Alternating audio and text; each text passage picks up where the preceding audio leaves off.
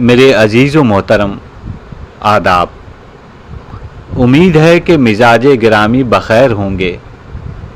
مدت ہوئی آپ کا کوئی خط موصول نہیں ہوا، دل منتظر رہا۔ آج کل ایک نئے رجحان نے جنم لیا ہے جس نے اہل دانش کو گہری سوچ میں ڈال دیا ہے۔ آپ جانتے ہی ہوں گے میں بات کر رہا ہوں اس نئی مصنوعی ذہانت کا، جس کی برق رفتار ترقی نے عقل کو حیران اور دل کو پریشان کر دیا ہے۔ یہ نئی قوت جو انسان کے اپنے ہی تخیل کی پیداوار ہے، اب اس قدر زور پکڑتی جا رہی ہے کہ گویا خود خالق بن بیٹھی ہے۔ مشینیں اب وہ کام کر رہی ہیں جو کبھی انسان کے خاصے سمجھے جاتے تھے۔ حساب و کتاب کی باریکیاں ہوں یا پیچیدہ مسائل کا حل، یہ سب کچھ اب ان بے جان آلات کے لیے کھیل تماشا بن چکا ہے۔ میں اکثر سوچتا ہوں کہ اس ترقی کا انجام کیا ہوگا؟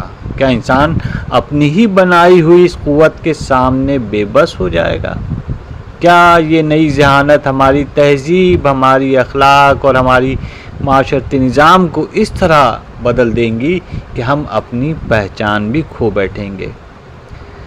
یہ بات درست ہے کہ علم و ترقی کی ہر نئی پیش رفت اپنے ساتھ سہولتیں اور آسانیاں لاتی ہے، لیکن کیا ہم اس کے دوسرے رخ سے غافل رہ سکتے ہیں؟ کیا یہ ممکن نہیں کہ یہ مشینیں جنہیں ہم نے اپنی خدمت کے لیے بنایا ہے کل ہمارے آقا بن بیٹھیں؟ مجھے ڈر ہے کہ کہیں یہ نئی سائنس بھی مادیت کی اتھاہ گہرائیوں میں نہ دھکیل دے، جہاں روح کی کوئی قدر نہ ہو۔ کہیں ہم صرف اعداد و شمار اور منطق کے اسیر ہو کر رہ نہ جائیں، اور ہمارے دل کی وہ حرارت اور عشق کی وہ تپش سر نہ پڑ جائے جو زندگی کا اصل جوہر ہے۔ اے میرے عزیز، یہ دور ایک امتحان کا دور ہے۔ ہمیں اپنی بصیرت کو بیدار رکھنا ہوگا، اس نئی قوت کے استعمال میں حکمت اور دانائی سے کام لینا ہوگا۔ ہمیں یہ یاد رکھنا ہوگا کہ انسان اشرف المخلوقات ہے۔